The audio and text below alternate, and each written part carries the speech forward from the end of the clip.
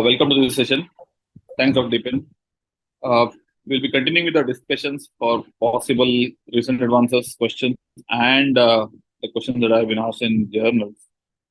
So today we'll be discussing about those questions which were a part of review articles in JBJS, right? In the last 6-7 months, I might say. So usually that's where the questions have been taken from. Before I begin, there was a question last week regarding Liverpool care path. And the student who asked question, is it there in this week? I'll be discussing 3 questions that were in JBJS in the recent months. The first question is blood flow restriction therapy. Okay, so they might ask you that blood flow restriction therapy, or also called BRFT, and they might not give the second line that it is used for post-operative rehabilitation. Okay. So this will be like all or none phenomenon, like I told, that you either know things or you don't know things. Unfortunately, I don't think most of us would know what to write. Anyone is aware of this? Right. So yeah, I mean, it's a tough one, but last, if you see 3 to 4 years, there have been significant work done on this. And even in conferences, they have started to discuss this as a part of routine post-operative rehabilitation. Okay. So as a part of recent ones, they might just ask you this. The basic concept is simple, that any surgeries around the knee, usually the knee, now they have extrapolated that even to the elbow and the wrist, but this was started with knee. The thing is, post a knee surgery, you're talking of ACL reconstruction, meniscal injuries, we're talking of MPFL reconstructions, even total knee replacements, all these. We need these patients to be non-weight bearing for some part post-surgery, right? Even in trauma for that matter. So, and then we start on aggressive rehabilitation regime for them to get back their range of movements and to work upon their muscle strength. But the problem is, the moment these patients are non-weight bearing and taking rest, the quadriceps bulk as such decreases. We see that in significant number of patients that the quadriceps itself goes for hypertrophy or even atrophy in some cases. So the power decreases. They might get back their range of movements, but if you really carefully analyze, their power will not be as much as what they had pre-fall or pre-disease status, right? So this is a natural phenomenon that these muscles need to be put to use on a daily basis. If not, they shrink. And having said that, we cannot put on active, significantly high endurance exercises in the immediate post-op. So how do we balance that? This is where this BRFT, the BFRT, the blood flow restriction therapy, comes into equation. That what we are doing is we attach a device, something like a tourniquet, to the proximal most part of the leg, in the upper part of the thigh, okay, and make the patients do regular exercises.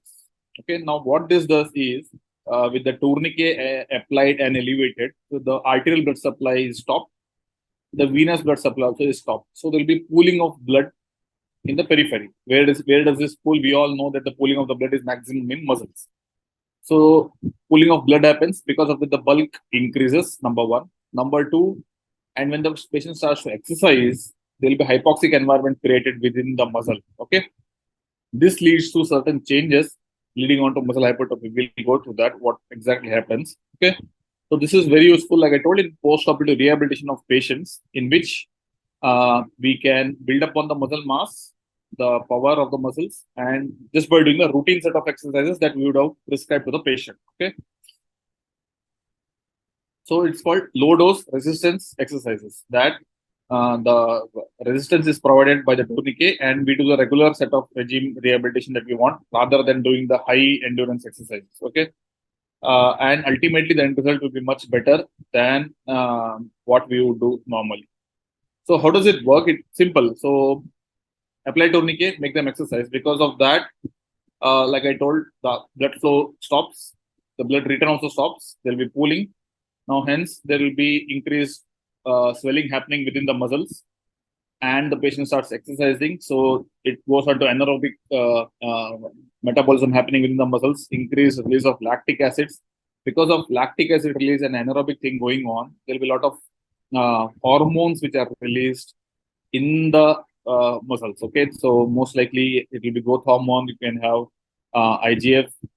So these will lead to increased protein synthesis within the muscle. Okay. So with the protein synthesis increased, we'll have more muscle fibers and better power of the muscles. So this is what the flowchart is. It is also this. Okay. So ischemia, increased lactate, decreased pH. So that leads to growth hormone, IGF, muscle growth factors. All of these will cause muscle hypertrophy. Now this is the hormonal theory. The other theory is the hypoxia theory, in which it tells us that because of hypoxia, there will be swelling. Of course, this anaerobic glycolysis is happening. There will be swelling. Because of that, more stem cells are recruited. Because of that, there will be whatever the fibers are there, myofibers, they hypertrophy. Okay, all these lead on to better muscle rebuilding and muscle mass. Okay, so these are the two theories, hypoxic theory and hormonal theory, and it has been proved now that both of these will be at work. It is not that one is better than the other, both of these will be at work. Okay, so that's the crux of this particular rehabilitation protocol. How do we do it? Again, very specific thing that similar like tourniquet, there should not be in gap. So if the patient is bulky, we need to ensure that the entire circumference of the limb, the thigh, which what you are using is covered. We can't have a gap in the tourniquet cuff. Okay, the size again like tourniquet.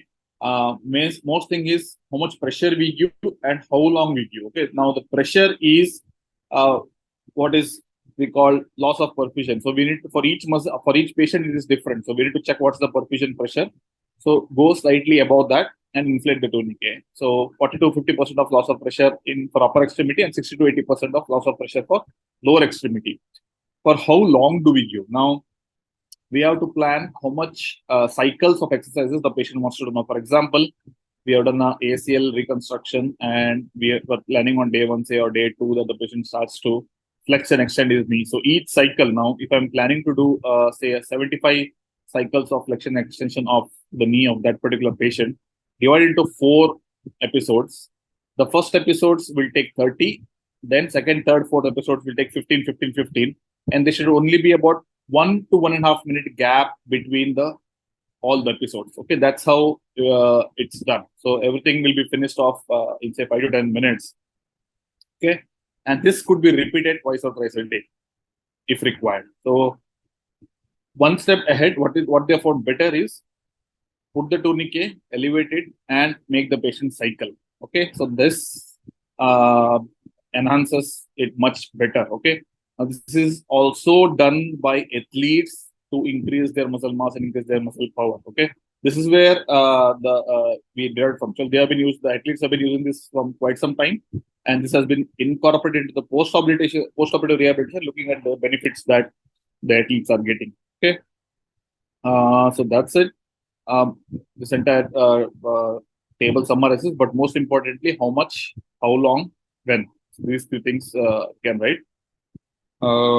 Yeah, and how much, yeah, for how long it is to be done. Now, enough reports have put that it should be at least 6 weeks, but the maximal effects is for 8 to 10 weeks. So even though our ACL rehabilitation, we can tell by say 4 to 5 weeks, the patient gets back full range of movements. But to build up the muscle mass, it has to be at least 6 weeks or up to 10 weeks is what is recommended. So even if they get back good range of movements, keep doing these exercises to really benefit. Okay. Any complications? Yes, as we can expect, whatever the complications of tourniquet are, the same complications can happen here. The commonest complication that can happen is blood clots that can happen because of whatever reason, increased pressure, enhanced pressure. Many of these tourniquets are not well calibrated, so because of that it can happen. The patient can have an acute pain. Now, some patients are not well tolerant because we know that anaerobic glycolysis is happening. Because of that, lactic acids are released and pH is decreased. Now, all of this causes increased pain in the local site, and the patient cannot tolerate these because some patients are significantly pain intolerant. And then obviously these exercises cannot be recommended to them. They should be able to continue doing the exercises by tolerating some amount of pain, right? So if they can do this, this is best for them. Otherwise, we cannot do that. And of course, we can have underlying structures damage like muscle now, even the artery and the vessels damage can happen if there is something wrong in the system.